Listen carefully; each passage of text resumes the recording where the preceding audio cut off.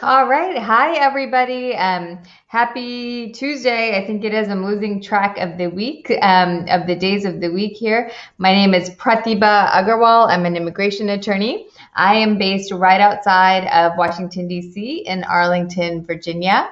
But our clients are kind of spread out all throughout the United States. And this is because immigration is a federal practice.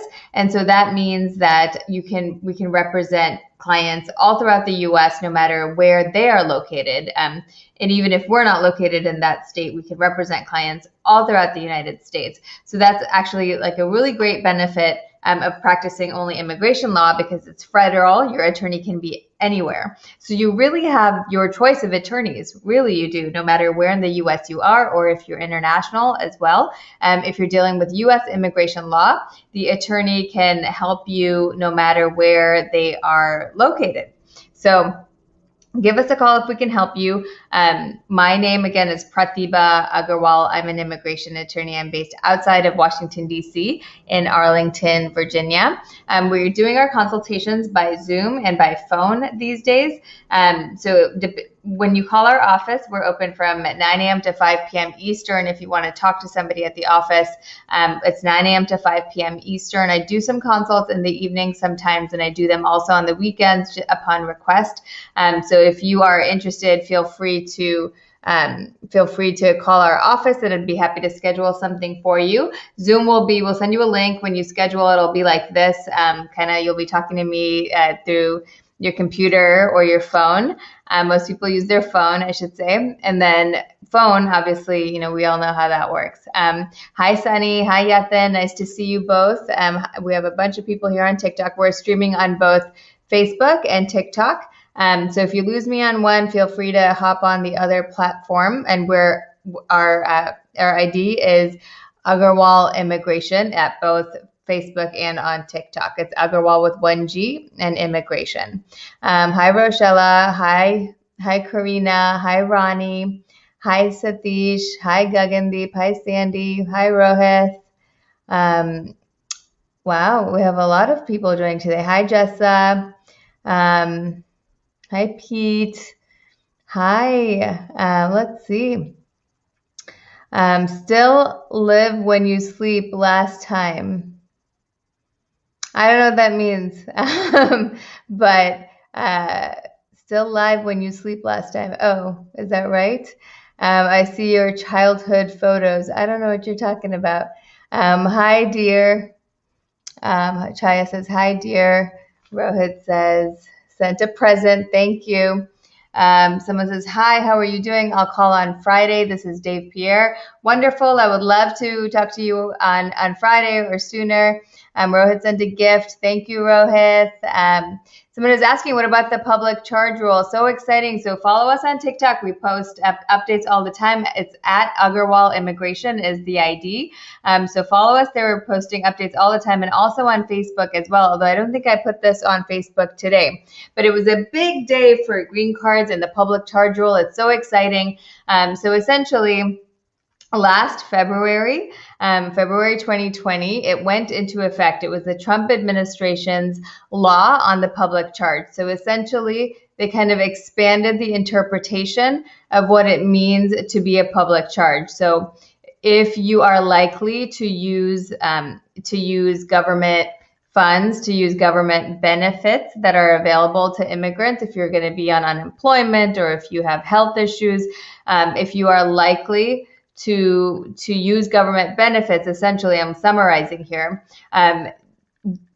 when you're applying for a green card, so any beneficiary, any person that's going to receive the green card gets kind of screened to see are they likely or not to use government benefits. And the Trump administration required a whole bunch of documents, your credit report, your resume, your degrees, your tax returns, evidence of income earned, your health records, like literally so many different things that were never required before. So our applications for green cards literally went from like 150 pages to 500 pages sometimes, right? So we had these huge stacks of green card applications based on this new rule that was created last year to kind of keep people that were low income or that were deemed to be kind of a risk to the U.S. government from getting green cards. from getting green cards. But anyway, there was a lot of litigation with this. They had gone up to these different federal courts and ultimately to the Supreme Court. So the Biden administration today, so exciting, decided it's not going to pursue that litigation anymore. So I think there will be a change. So that means that we're going to go back to a more simplified green card process. If you're of low income or if you've used public benefits in the past, it'll be much easier for you to apply for and receive a green card. So if you are in that situation, wonderful news for you. Feel free to reach out to us if you want to apply for a green card. And this is what we tell people all the time. We're currently in the Biden administration. We're so early in their administration that your green card is likely to get approved in this easier, I'm saying easier administration. We don't know what's going to happen at the next election, right? So don't wait. Don't sit on your applications. Don't wait, because now is the best time for you to apply for a green card or for any kind of immigration benefit, because you know you'll be in this very friendly administration. So very immigrant friendly administration. So if you would like to see what options you have available to you, if you would like to apply for a green card or a visa, if you want a humanitarian visa perhaps, and to see if you even qualify, now is really the best time. So if we can schedule a consultation for you, we can go through all of your experiences, all of your options, and we'll be able to lay out the process for you and what's involved. So call us if we can help you. We are at 703-348-1663. Don't worry if you don't reach a person. If you want to leave a message, we will call you back tomorrow. It's almost 10 p.m. Sorry, it's almost 10 p.m. Eastern right now. So feel free to call our office and leave a message, and we will get back to you tomorrow. All right. El Zobar says, immigrants can apply for unemployment benefits. So if you've had work authorization, you might be eligible to apply for unemployment benefits, but you will have had to have work authorization at some point, and you would still have to currently have work authorization. So if you had work authorization, you may be eligible to apply for unemployment benefits. If I were you, I would hold off until the public charge rule gets completely revoked. So I know the Biden administration is no longer pursuing that litigation, but I would want it to officially end before I start seeking public benefits. Of course, that's if you can wait. Obviously, don't starve yourself, take care of yourself and your family. That's the first thing you should do. But if you can, if there's a way to hold off, I would probably hold off until the whole public charge rule gets kind of rescinded and the old process is reinstated. That's what I think you should do. Majawal says, oh, sorry, I think I read that already. El Zabar says, thank you, you're welcome. Sunny says, hello. Sunny, I have two Sunnys, one on Facebook and one on TikTok. Hello, Sunny. Pete says, do you help people outside the U.S.? Yes, I do help people outside the U.S. I have lots of clients that are outside the U.S. We have many people, for example, that are here. They get their green card, they get their citizenship, and then they sponsor their family members that are outside the U.S. So yeah, we do that a lot. And if we can help you, give us a call. We can schedule a consultation and walk you through that process. So if you're being sponsored by someone that is outside, if you're sponsoring someone, that is outside the U.S., the process looks a little bit different. And that is because it's handled kind of by a different agency. But, it can be straightforward if you're interested in kind of learning about it and what it looks like and what the timeline is. Sometimes it can be longer if the person is outside the U.S. But if we can help you, give us a call. We're at 703-348-1663. Hi, Redux. Hi, Minnie. Hi, Dilip. Whoa.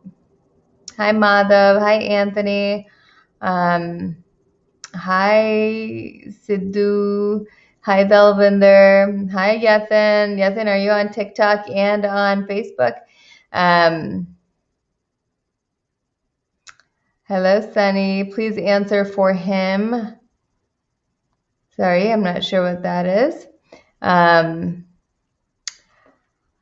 Someone says, I submitted an I-944. Now what? So the I-944 is the public charge document. So essentially it was an additional form that became required for green cards for family-based applications that were submitted after the public charge rule went into effect last February. If you've submitted it, it shouldn't be held against you. So, it's okay if you submitted it, nothing will happen. Just wait for the interview. Minnie says, hello, hi. Hi, Von Rose, hello. All right. Okay, so this is really an opportunity for you to ask your questions to me. I can talk about some of the questions that come up in our office, and I'm more than happy to do that. But really, this is an opportunity for you to kind of ask that one-off immigration question that you're wondering about, that you're curious about, that you don't want to pay for a consultation for, perhaps. And in our office, if you schedule a consultation, it's really in-depth, one-on-one with you. We really walk through the process. We give you a timeline. We kind of give you everything that's involved, so you fully understand what options are available to you and what that might even look like, to get a really good sense of what that might look like, so you can decide whether or not you want to move forward with a particular option for a visa or eventually a green card. I am going to talk about something that comes up often in our practice. If you think of a question while I'm doing that, feel free to put that in there. Again, I'm live on both Facebook and on TikTok.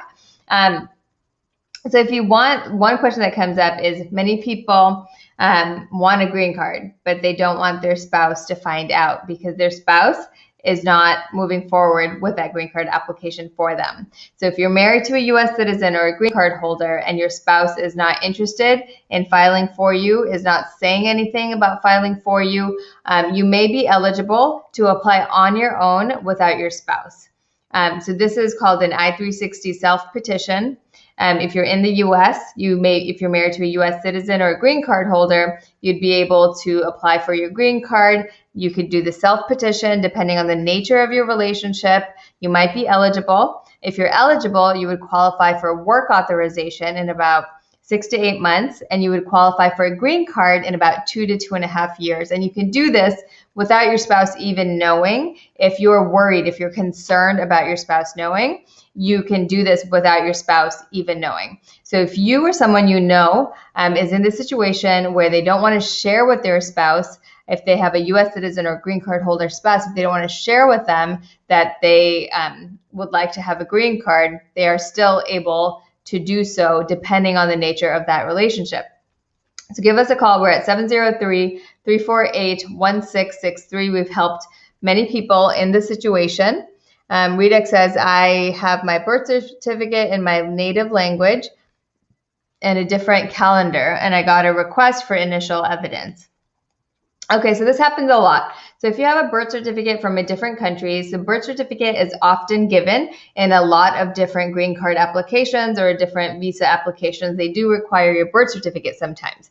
And if you get them from a different country, there are different formats. So sometimes there's an abbreviated format or there's a different calendar, like Redux is saying, and the government will ask again. So the best thing for you to do, this is a good tip, and it might be hard to implement on your own, so call us if you need help, but you can go to the State Department website, and they have a list of civil documents that are accepted by each country. So depending on which country you are from, you can click on the name of your country, and it will tell you what documents, where to go to get the official birth certificate that will be accepted by the U.S. government in your application.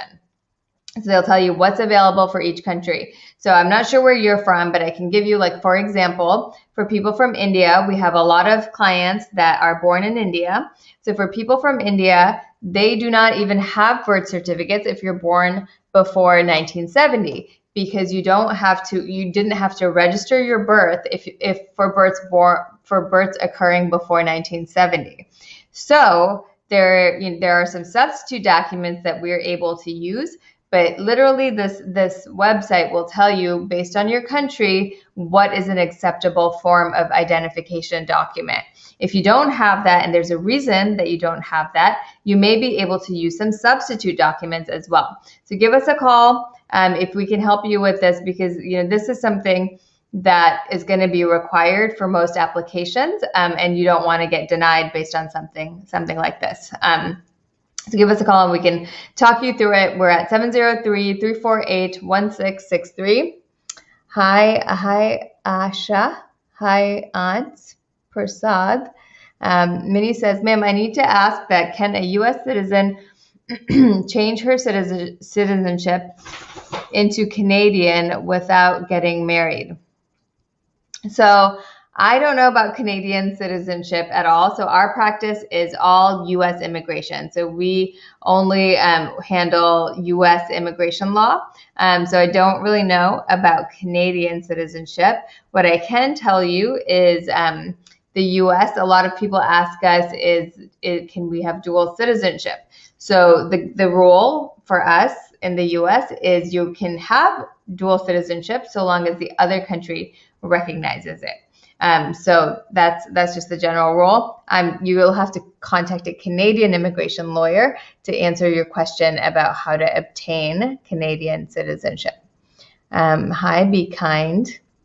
Redex says, thank you. You're welcome. I hope you can figure that out. It's a little bit hard to figure out, Redex, on how to find that website, but just if you just Google civil documents, U.S. State Department, you should be able to figure that out. All right. Okay, another question that we get, or situations, I guess, explanations of situations that are fairly common are, for example, if you're in the green card process. So if you're in the green card process with a marriage-based green card and you go to the interview, so finally you've submitted all your documents, you've applied, and then you go to the interview, and then your spouse that you have problems with in your marriage. So let's say you have problems in your marriage and your spouse intentionally sabotages the interview. So doesn't remember things on purpose, gives a different answer on purpose just to sabotage the interview and exhibit control over you. So this has happened to several of our clients, and they've come to us to see what can we do. My spouse literally sabotaged my green card interview. So you may be able to apply for a green card on your own without your spouse. In this situation, you may be able to apply for a green card separately from your spouse. We would submit a new application. We may be able to reuse some of what was submitted already, but we would submit a wholly new application based on the issues, the problems that you are having with your spouse, the control that your spouse is exhibiting over you. We may be able to file without your spouse based on that if you're married to a U.S. citizen or a green card holder. Call us if we can help you with that. My name again is Pratibha Agarwal. I'm an immigration attorney, and I handle these kind of cases very, very often. Unfortunately, I see them more often than I would like to than I'd like to really accept. But anyway, call us if we can help you. We would schedule a consultation, and we're doing them right now by phone and Zoom, and we can represent clients anywhere in the U.S. So the number to reach us is 703-348-1663. All right. I think those are all the questions I have for today. It's been nice to see everybody. Give me a call if we can chat. I would love to schedule something with you to handle your immigration issue. We handle all types of immigration cases, and I'd love to help you. So have a good night, and I will see you soon. Bye.